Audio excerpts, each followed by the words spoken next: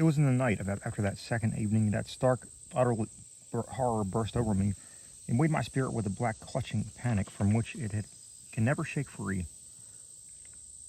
It began with a telephone call just before midnight. I was the only one up and sleepily took down the receiver in the library. Nobody seemed to be on the wire, and I was about to hang up and go to bed when my ear caught a very faint suspicion at the sound at the other end. Was someone trying, under great difficulties, to talk? As I listened, I thought I heard a sort of half-liquid bubbling noise. Glub, glub, glub, which had a certain odd suggestion of inarticulate and unintelligible word and syllable divisions. I called, but the only answer, who is it? But the only answer was glub, glub, glub, glub.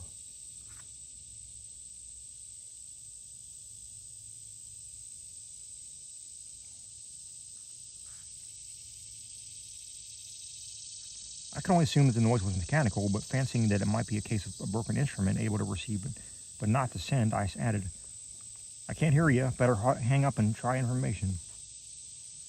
Immediately, I heard the receiver go on the hook at the other end. This, I say, was just before midnight when that call was traced in. Afterward, it was found to come from the old Crown and Shield house, though it was fully half a week from the housemaid's day to be there. I shall only hint what I found at that house. The upheaval in the remote cellar storeroom, the tracks, the dirt, the hastily rifled wardrobe, the baffling marks on the telephone, the clumsily used stationery, and the detestable stench lingering over everything. The police, poor fools, have their smug little theories and are out searching for those sinister discharged servants who've dropped out of sight amid the present furor.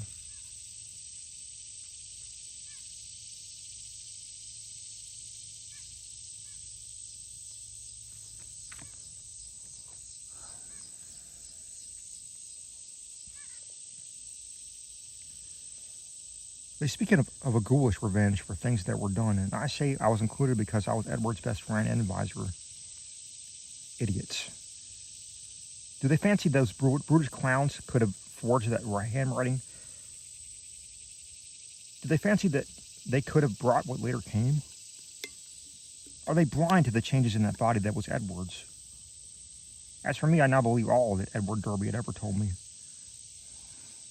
There are horrors beyond life's edge that we do not suspect, and once in a while, man's evil prying calls them just within our range. Ephraim, Asenath, that devil called them in, and they engulfed Edward as they are engulfing me. Can I be sure that I am safe? Those powers survive the life of the physical form. The next day in the afternoon, when I pulled out of my prostration, I was able to walk and talk coherently. I went to the madhouse and shot him dead for Edward's and the world's sake. But can I be sure that that he is cremated? They're keeping the body for some silly autopsies by different doctors, but I must say he must be cremated. He must be cremated. He who was not Edward Derby when I shot him. I shall go mad if he is not, for I may be next. But my will is not weak, and I shall not let it be undetermined, undermined by the terrors that I know are seething around it.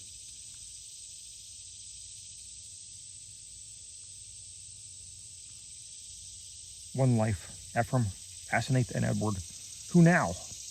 I will not be driven out of my body. I will not change souls with that bullet-ridden witch in the madhouse.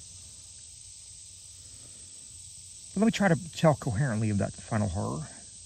I will not speak of what the police persistently ignored, the tales of that dwarfed, grotesque, malodorous thing, met by at least 3 wayfarers in High Street just before 2 o'clock, in the nature of that single footprints in certain places. I will say only that just about 2 of the doorbell and knocker waked me.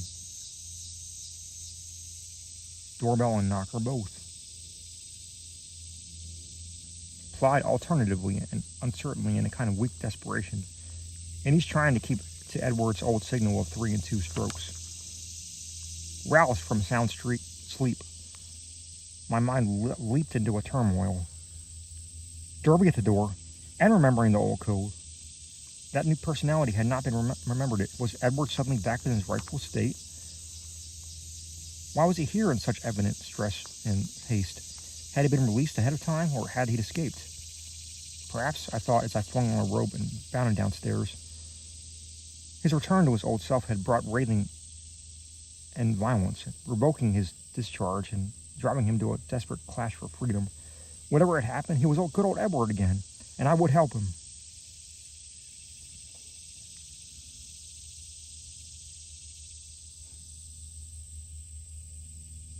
When I opened the door into the elm-arched blackness, a gust of insufferable foetid wind almost flung me prostrate. I choked in nausea, and for a second scarcely saw the dwarfed, humped figure on the steps. The summons had been Edward's, but who was this foul, stunted parody? Where had Edward had time to go? His ring had sounded only a second before the door opened.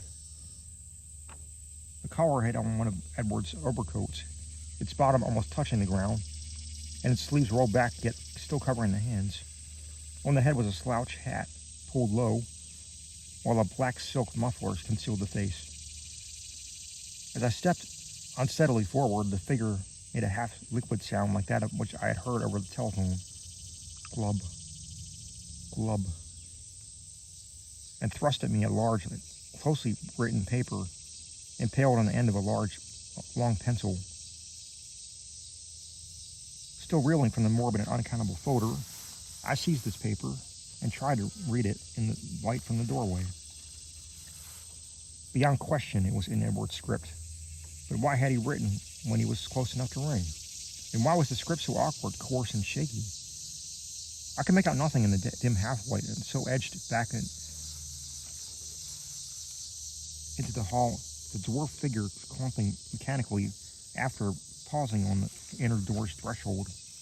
The odor of this singular messenger was really appalling, and I hoped, not in vain, thank God, that my wife would not wake and confront it. Then as I read the paper, I felt my knees give under me and that vision go black. I was lying on the floor when it came to. And that accursed sheet still clutched in my fear-ridden hand. This is what it said. Dan, go to the sanitarium and kill it. Exterminate it. It isn't Edward Derby anymore. She got me. It's Asenath. And she's been dead 3 months and a half. I lied when I said she had gone away. I killed her. I had to. It was sudden, but we were alone and I was in my right body. I saw a candlestick and smashed her head in. She would have got me good for that Hallow Mass.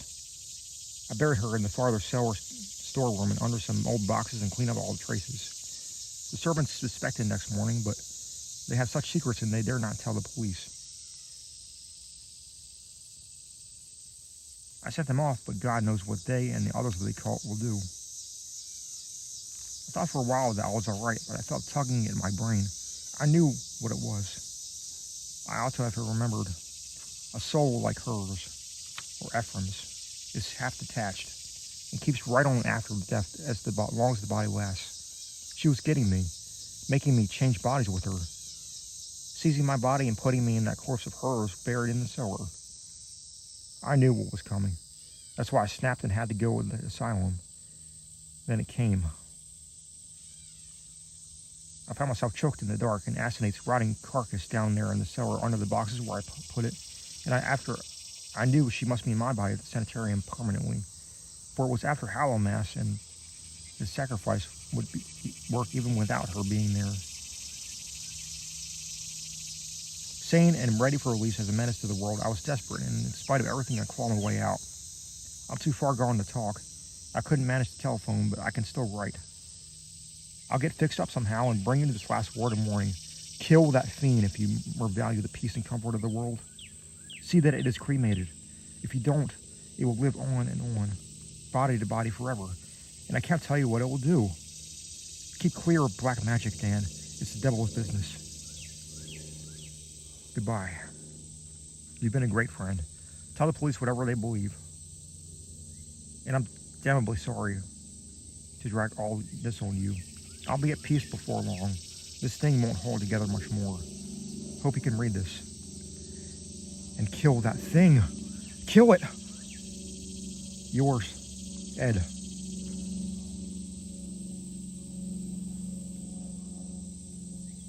It was only afterward that I read the last half of this paper, for I fainted at the end of the third paragraph. I fainted again when I saw and smelled what cluttered up at the threshold when the warm air had struck it. The messenger would not move or have consciousness anymore.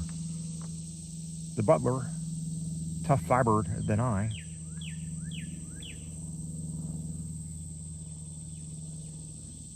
did not faint at what I met him in the hall in the morning. Instead, he telephoned the police. When they came, I had been taken upstairs to bed. But the other mass lay where it had collapsed in the night. The men put handkerchiefs to their noses. When they finally found inside Edward's oddly assorted clothes was mostly liquidescent horror. There were bones, too, and a crushed-in skull. Some dental work would positively identify the skull as actinites.